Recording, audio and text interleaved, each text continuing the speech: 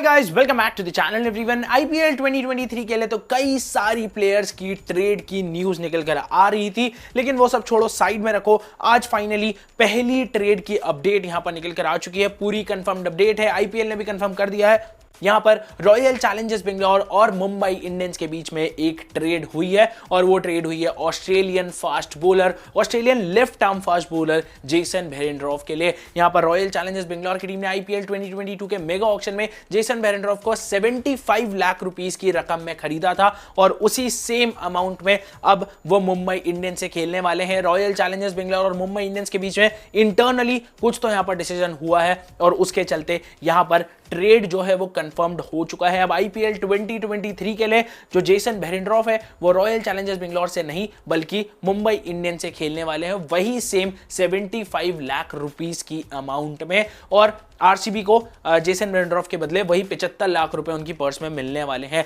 अब यार, मेरे को एक बात बिल्कुल नहीं समझ आती, अगर आपको प्लेयर मतलब मुंबई इंडियंस से कोई प्लेयर और वापस लेना ही नहीं था तो आपने ये ट्रेड करा ही क्यों? भाई, पैसों का ट्रेड करना ही है तो रिलीज ही कर देते। जेसन बेरेंड्रॉफ को आप मुंबई इंडियंस को दे रहे हो, आपको 75 लाख रुपीस मिल रहे। जेसन बेरेंड्रॉफ को आप अगर ऑक्शन में छोड़ देते, मिनी ऑक्शन में, तो भी आपको 75 लाख रुपीस ही मिलने थे। कोई आपको प्रॉफिट नहीं हो रहा है। मेरे को ये रणनीति बिल्कुल समझ नहीं आती। ये एक बार पहले भी हुआ था, आरसीबी और मुंबई के बीच में ही हुआ था। मेरे को याद है, उस टाइम भी मैंने बोला था, शायद 2019 की बात है, जब क्विंटन डिकॉक आरसीबी से मुंबई इंडियंस में गए थे। वहां पर बहुत अच्छा खेले, लेकिन परफॉर्मेंस की मैं बात नहीं कर रहा हूं। वहां पर क्विंटन डिकॉक ट्रेड ही क्यों करे गए?